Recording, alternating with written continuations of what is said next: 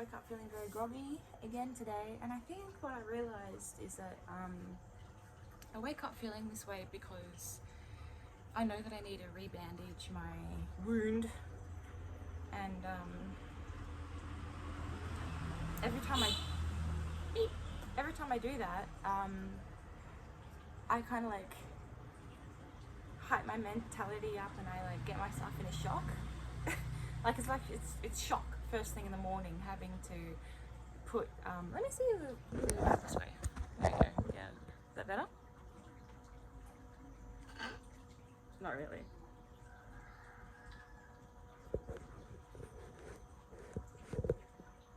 Well, yeah, it's shock first thing in the morning. First thing in the morning, like fucking 10:30. Well, just when I wake up, having to pat this wound and, you know, go through all that stuff. It's not fun.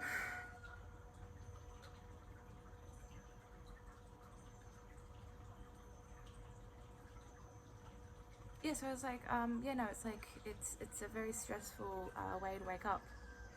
I thought I would go outside. Anyway, so I've done all that. It's been a couple of hours. I'm leaving this place not tomorrow, but the next day.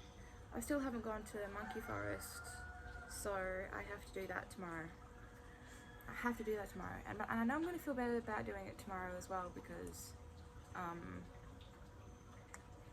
there were things that I had to wash today that are going to be dry for me to pack tomorrow, so it all kind of works out that way.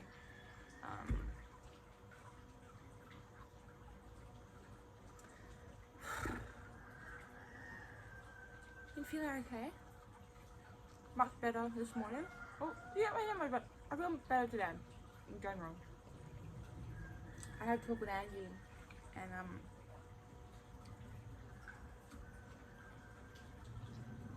I talked with Angie, and it was good to hear her say some stuff that I needed to hear. Because, yeah, there's a bigger picture here. It's more than me just going on holiday. It's me changing my life.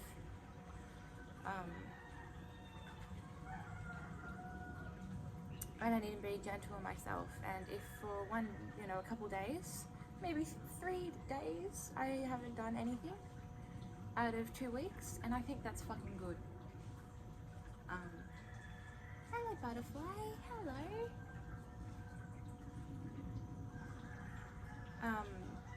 So I do need to be more gentle on myself and not put all this pressure on myself to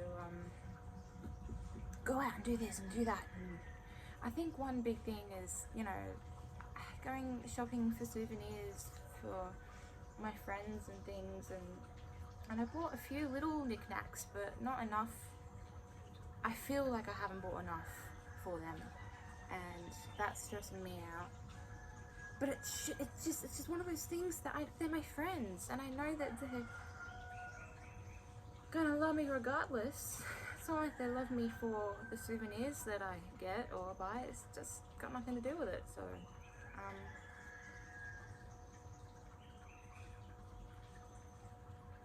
I've been feeling feelings today. When they're coming back, the feelings are coming back, the emotions, and I think I can't, I've always had a tough time listening to love songs, especially love songs that were always sort of me and Taylor's love songs. I say me and Taylor, it's just our songs that we enjoyed together.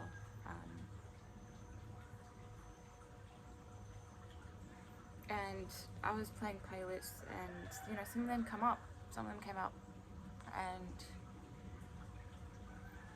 I mean, the hurt is still there. It's still fucking there. 5-6 years later.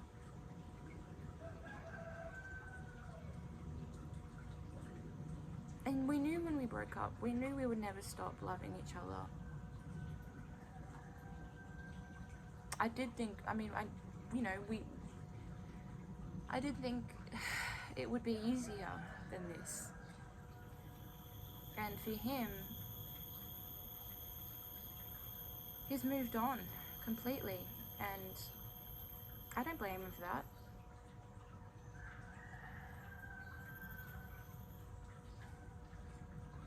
I'm actually like, I'm happy that he's not, you know, like me. I'm happy that he's not stuck, because I'm still stuck. It, you know, the love that I had with Taylor, the first love, it's affected every relationship I've had since, and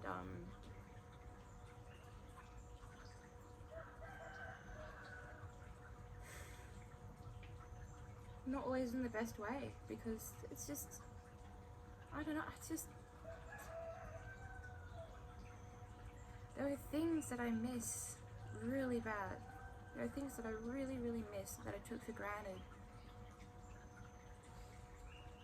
and that I might not ever get back. And to think that I might not ever have this joy again hurts the crap out of me. But it also makes me, I have to look on the positive and say, well, these things I miss are things that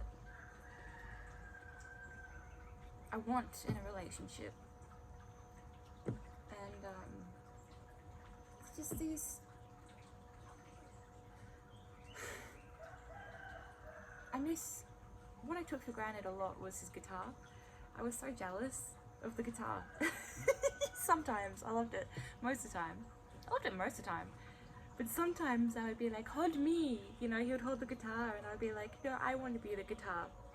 Can you hold me like that, please? But I would rather have someone play guitar next to me than have someone play video games next to me. He did that all, but he did that all the time. He still did. I'd rather some guitar than no guitar. I loved the guitar. So that's one thing I miss, is hearing him play the guitar. I miss the music that we enjoyed. So much of our relationship was discovering and dancing, not dancing, just discovering, singing to music. There are some songs from, you know, the Mamas and the Papas. You know, Monday morning.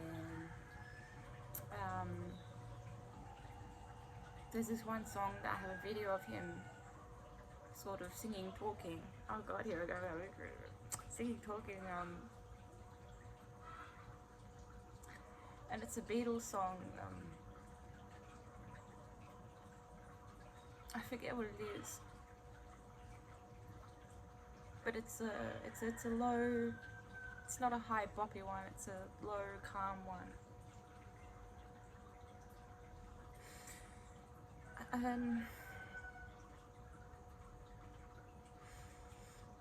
It was groovy. A lot of our relationship was just groovy. And laughing, because we were still kids when we were in love. Just, you know, chasing each other around. And I remember, I think I spat in his ear one day, and he was just chasing me all around the house, trying to spit back in my ear. It was just so fun and gross. And I don't think any other boy would let me spit in their ear. Or won't let me, but it wouldn't be the same. It would be like, oh, she's trying to be quirky, she's trying to be a quirky girl, but it wasn't like that. We were just kids. There was so much play. I mean, we used to meet up at the park before we got together. When we just had crushes on each other in primary school, we would meet up at the park. And we would just play on the fucking park, or just talk. I remember he was so funny. So funny. I remember one time I had to just abruptly leave because he was so funny that I was literally like pissing myself. I remember walking back home and still laughing, and it's going, oh my god, I'm fucking pissing myself laughing. You know, not like actual, like, not streams coming out, but fucking, I haven't had that giggle, playfulness, that silliness, that stupidity before, ever again. I thought it was so easy. You know, I thought living with my mum, who's had boys come in and out of the house, I thought it was so easy to find love.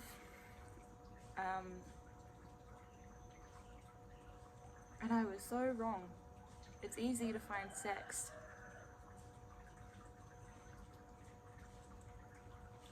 But hard. It's as I say, I mean, it's some people only find love once ever in their lifetime, and they'll never have it again.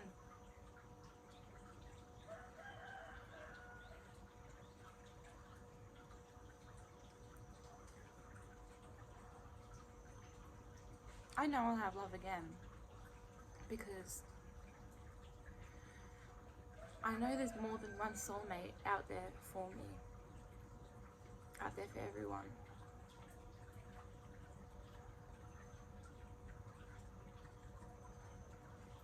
And I'll find another soulmate, or that soulmate will find me. We will find each other, and we will laugh and play and sing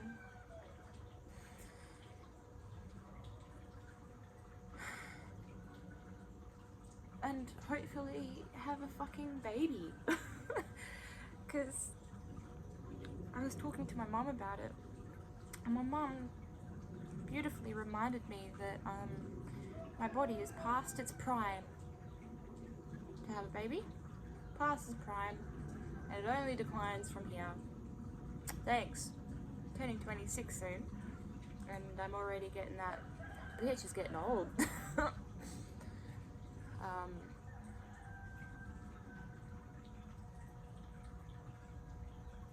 But there are definitely things that I miss about Taylor, and that's what I really wanted to like note down, was talk about. I miss the giggling and the music and the cuddles. And you know, we lost our virginity to each other, and we were exploring each other's bodies. So the sex was great. The sex was great.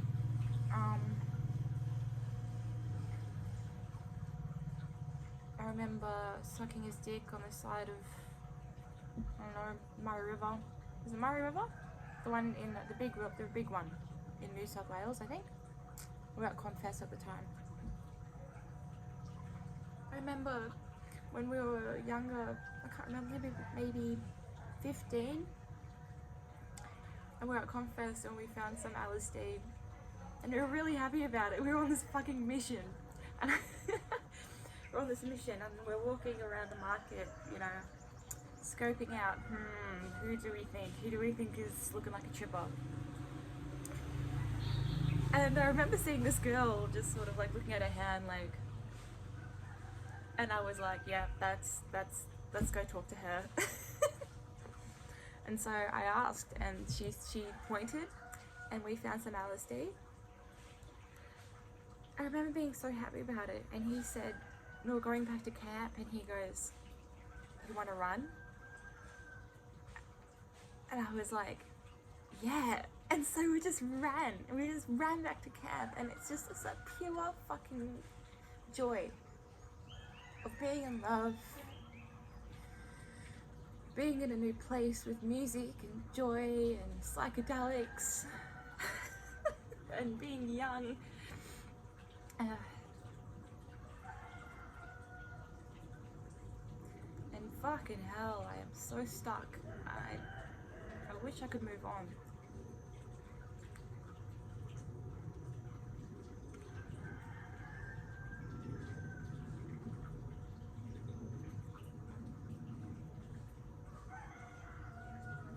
That was good to say, actually. I feel a bit better after talking about that.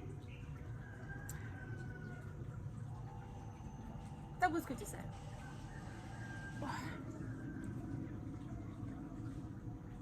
I wish I could move on.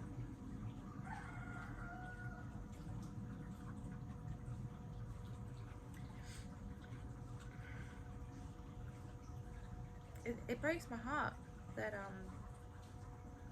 his new girlfriend at the time, I think they've been dating for fucking, I don't know, 3 or 4 years now. Breaks my heart that his new girlfriend at the time told him to cut things off with me completely. And that was a few weeks after I got out of rehab for trying to off myself. So I was in a really, really dark, low spot in my life, and my best friend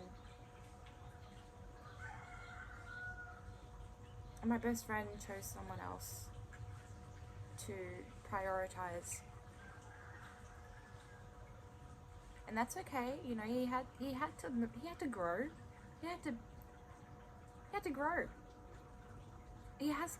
So it's just, I'm sad that happened, but I'm not angry.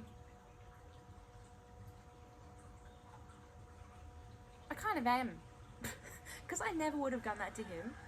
If the situation was swapped, and the person I was talking to said don't talk to Taylor anymore, I would literally just tell him go fuck yourself, because Taylor's gonna be part of my life whether you like it or not, you know? But Taylor didn't do that for me. And my gross mind goes, oh, that pussy must have been good, eh? But no, it's just having to grow.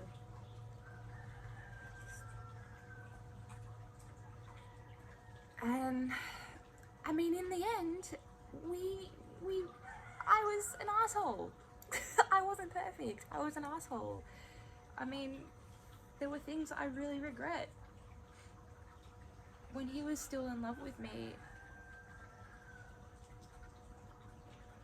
I, you know, was exploring other people. And so that broke his heart. And so he had to move on. I put him in that situation. Well, then it was just life, and this is how life goes, and blah blah blah, and there is no one to blame, really. No.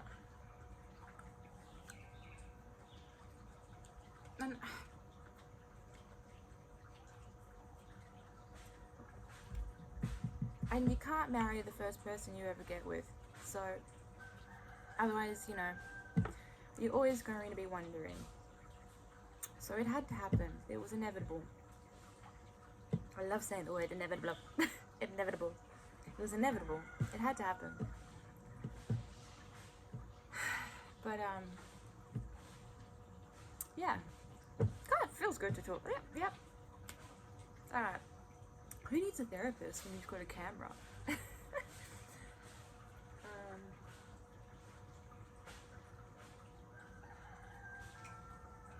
I mean, I'm talking to other people, but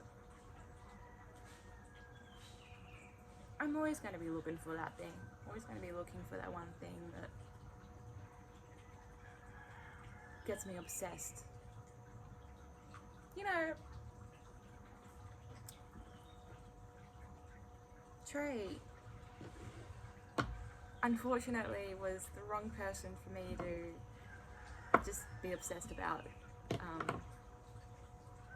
He was an asshole. An absolute fucking prick. But there were messages that I look back, and I remember Taylor when he was still. I just remember being like him saying, "I hope you have fun at Trey's house tonight." And I just was Trey wasn't worth it. But you know what? Trey taught me what an asshole is, so I guess that's alright. He's just really fucking funny. He was just a really funny dude. I guess that's it. It's the funny fucking guys, eh? You gotta watch out for the funny ones.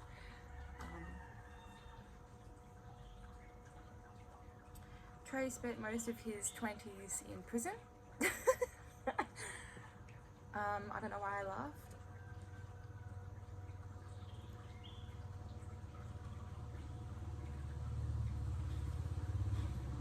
But if he said to me, you know, you're the one that I want, if he said something like that to me, then, yeah, I'd probably be really fucking happy, to be honest.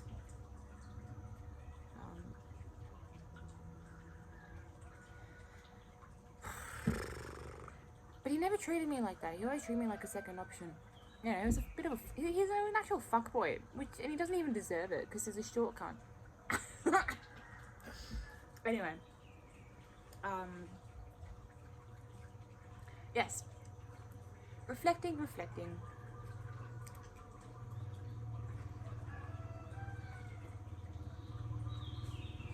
It's going to be good to go back home, and because there are, you know, men that I find very attractive and funny and blah blah blah, and they tick all the boxes. But then I have been the one going, but I'm not ready. I'm not good enough for you. I'm not present enough. And a lot of that, almost all of it's got to do with weed, really, because I just had an addiction with weed. I always put weed first. So I can't wait to go home and not put weed first. That's going to be great.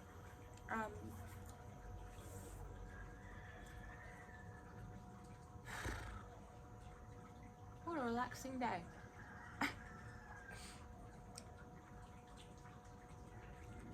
I'm running out of money, honey. But it's my birthday soon, so I'm gonna ask for birthday money. I'm so bad. Yeah. What else? I guess that's it. That's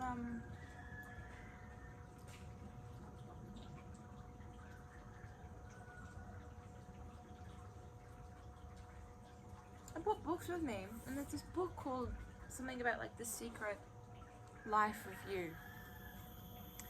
And fuck, it's boring. Sorry, no, shit, I shouldn't do that to her. Shouldn't do it. It's really great for people who need to read it, but I've spent so much time already, you know, reflecting and being introspective that I don't really need a whole novel to tell me the benefits of it, because I know the benefits. I know social media fucks us up.